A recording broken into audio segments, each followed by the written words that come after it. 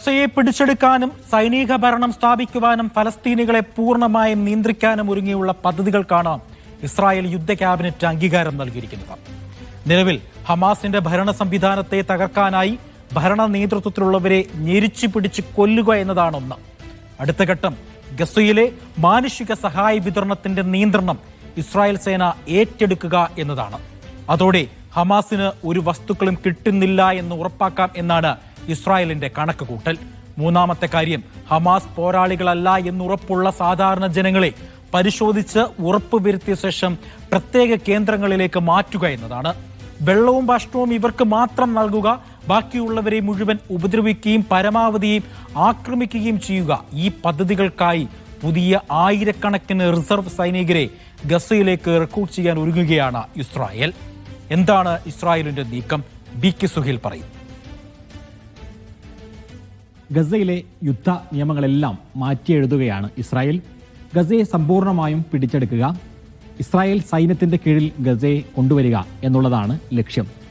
നേരത്തെ തന്നെ ഇതിന് പദ്ധതികൾ ഉണ്ടായിരുന്നു എങ്കിലും മുമ്പുണ്ടായിരുന്ന സൈനിക മേധാവികളും അതേപോലെ തന്നെ മന്ത്രിയും ഷിൻബെറ്റ് മേധാവിയും ഇവർ മൂന്ന് പേരും ഇതിനെ എതിർക്കുകയായിരുന്നു. നമുക്കറിയാം, ഈ യുദ്ധം എത്ര കാലം ഇങ്ങനെ മുന്നോട്ട് പോകും എന്നുള്ളതിന് നെതന്യാഹു, ഇസ്രായേൽ പ്രധാനമന്ത്രി ബെന്യാമിൻ നെതന്യാഹു പറയുന്ന ഒരു ഉത്തരമുണ്ട്. യുദ്ധലക്ഷ്യങ്ങളെല്ലാം നേടണം, എങ്കിൽ മാത്രമേ യുദ്ധം നിർത്തൂ എന്ന്.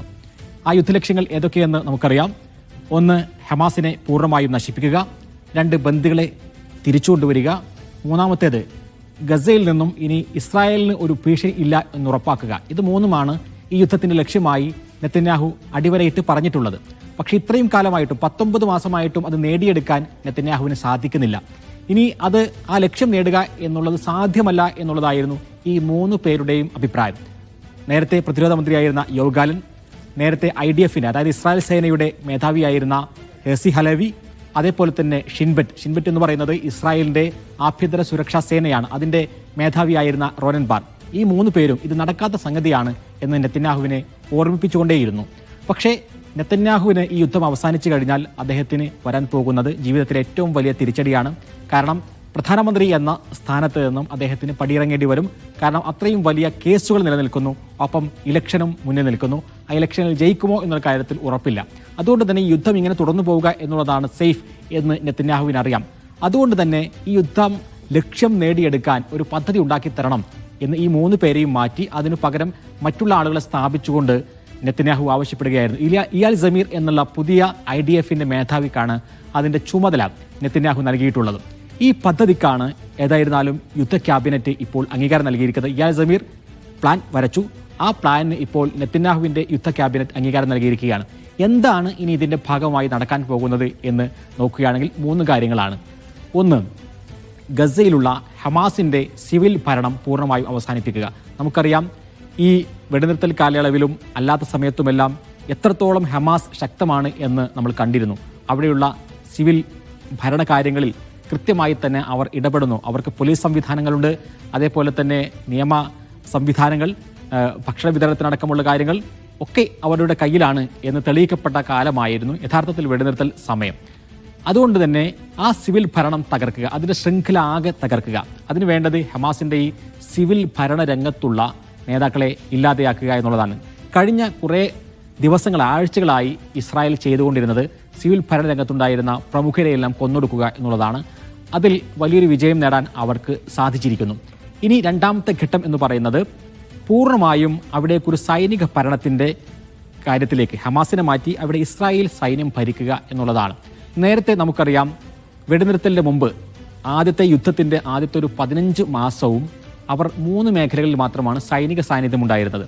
ഗസയുടെ വടക്ക് ഭാഗം, ആ അതിർത്തി പ്രദേശങ്ങൾ, തെക്ക് റഫ, 3 നെറ്റ്സരീം, ഈ 2 വടക്കൻ ഗസയും തെക്കൻ ഗസയും വേർതിരിക്കുന്ന നെറ്റ്സരീം ഇടനാഴി, ഇവിടെ 3 സ്ഥലത്ത് മാത്രമേ വ്യാപകമായിട്ടുള്ള സൈനിക സാന്നിധ്യം ഉണ്ടായിരുന്നുള്ളൂ.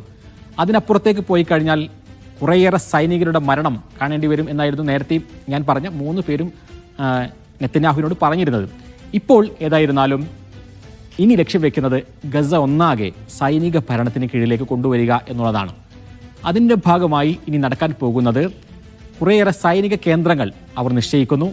ആ സൈനിക കേന്ദ്രങ്ങളിലേക്ക് മാത്രം ഭക്ഷണം ഇസ്രായേൽ സേന തന്നെ എത്തിക്കുക എന്നുള്ളതാണ്. ഈ വലിയ പദ്ധതിയുമായി, വംശഹത്യാ പദ്ധതിയുമായി മുന്നോട്ട് പോകുമ്പോൾ സ്വാഭാവികമായും ലോകത്ത് നിന്ന് വലിയ പ്രതിഷേധങ്ങൾ ഉയരും എന്ന് നെതന്യാഹുവിന് അറിയാം. അതിനെ ശമിപ്പിക്കാൻ ഞങ്ങൾ അവർക്ക് വെള്ളവും ഭക്ഷണവും കൊടുക്കുന്നുണ്ട്, ഹമാസ് അല്ലാത്ത ആളുകൾക്ക് കൊടുക്കുന്നുണ്ട് എന്ന് ലോകത്തെ പറയിപ്പിക്കാവുന്ന തരത്തിൽ, ലോകത്തിന് മുമ്പിൽ അവതരിപ്പിക്കാവുന്ന തരത്തിലുള്ള പ്ലാൻ ആണ് ഈ പദ്ധതിയുടെ ഭാഗമായി ഇസ്രായേൽ ഉണ്ടാക്കുന്നത്. അതിങ്ങനെയാണ്: അവർ കുറേയേറെ സൈനിക ചെക്ക് പോസ്റ്റുകൾ ഉണ്ടാക്കും, അവിടെ റേഷൻ വിതരണം ഉണ്ടാകും എന്നുള്ളതാണ്. അവിടെ വെച്ചുകൊണ്ട് അവർക്ക് എന്ത് ചെയ്യാം, വെള്ളവും ഭക്ഷണവും അവർക്ക് വാങ്ങാം എന്നുള്ളതാണ് ഇസ്രായേൽ കണക്ക് കൂട്ടുന്നത്. പക്ഷേ അവിടേക്ക് എത്തുന്ന ആളുകൾ ഹമാസ് പോരാളികളല്ല എന്ന് ഉറപ്പാക്കാനുള്ള സംവിധാനം ഇസ്രായേൽ ചെയ്യുമെന്നുള്ളതാണ്. അപ്പോൾ സാധാരണക്കാരാണ്, സിവിലിയൻസ് ആണ് എന്ന് ഉറപ്പുള്ള ആളുകളെ മാത്രം റേഷൻ കേന്ദ്രങ്ങളിലേക്ക് എത്തിക്കുകയും അവർക്ക് വെള്ളവും ഭക്ഷണവും നൽകുക എന്നുള്ളതാണ് പദ്ധതി. ഇതെന്തിനാണ് എന്ന ചോദ്യത്തിന് ഇസ്രായേലിന്റെ ഉത്തരം, ഹമാസിലേക്ക് അവിടേക്ക് വരുന്ന ഭക്ഷണ സാധനങ്ങളും അതേപോലെ തന്നെ നിത്യോപയോഗ സാധനങ്ങളും ഹമാസിന്റെ കൈകളിലേക്ക് എത്താതിരിക്കാനും ഹമാസിനെ ശക്തിപ്പെടുത്താതിരിക്കാനും വേണ്ടിയാണ് ഇത്തരമൊരു സംവിധാനം എന്നവർ പറയുന്നു. അപ്പോൾ സമ്പൂർണമായ ഇസ്രായേലിന്റെ സൈനികവൽക്കരണം എന്നുള്ളതാണ് അവരുടെ ഈ പദ്ധതിയുടെ ഭാഗമായി നടക്കാൻ പോകുന്ന പ്രധാനപ്പെട്ട കാര്യം. ഈ 3 പദ്ധതികളും ഇനി നടക്കുമോ? അങ്ങനെയാണ് എങ്കിൽ എന്താണ് സംഭവിക്കുക എന്നുള്ളതാണ് നമുക്ക് ഏറ്റവും പ്രധാനമായിട്ടുള്ളത്. കാരണം ഇസ്രായേൽ സേനയുടെ വലിയൊരു ഭാഗത്തെ 5 ബറ്റാലിയനുകളെ ഇതിനുവേണ്ടി നിശ്ചയിക്കുന്നു എന്നുള്ളതാണ്. ആയിരക്കണക്കിന് റിസർവ് സൈനികരെ ഇവിടേക്ക് നിയോഗിക്കുന്നു എന്നാണ് നമുക്കറിയാൻ സാധിക്കുന്നത്. ആ റിസർവ് സൈനികർക്കിടയിൽ തന്നെ വലിയ അമർഷം ഇക്കാര്യത്തിലുണ്ട്. എത്ര കാലം ഇങ്ങനെ യുദ്ധം മുന്നോട്ട് പോകും? ആയിരക്കണക്കിന് സൈനികർ കൊല്ലപ്പെട്ടു കഴിഞ്ഞു. 10,000-കണക്കിന് ആളുകൾ പലതരത്തിലുള്ള ഹാൻഡിക്യാപ്ഡായി മാറിക്കഴിഞ്ഞു. കുറേയേറെ ആളുകൾക്ക് മാനസികമായ സമ്മർദ്ദങ്ങൾ അനുഭവിക്കുന്ന ലക്ഷക്കണക്കിന് സൈനികർ. ഇങ്ങനെ ഇത് എത്ര കാലം മുന്നോട്ട് പോകണം എന്ന് അഭിപ്രായമുള്ള ആളുകളാണ് റിസർവ് സൈനികരിൽ ഭൂരിഭാഗം ആളുകളും. അവരെ ഇങ്ങോട്ട് തള്ളിവിടേണ്ടതുണ്ട്. ഒപ്പം തന്നെ ഈ വലിയ യുദ്ധത്തിലേക്ക് കടക്കുമ്പോൾ ഹമാസിന്റെ പ്രതിരോധം എങ്ങനെയായിരിക്കും? ഇപ്പോൾ യുദ്ധം നടക്കുന്നത് പ്രധാനമായും ആളുകളെ കൊല്ലുന്നത് മുകളിൽ നിന്ന് ബോംബുകൾ ഇട്ടുകൊണ്ടാണ്, അതേപോലെ തന്നെ മിസൈലുകളെല്ലാം പതിപ്പിച്ചുകൊണ്ടാണ്.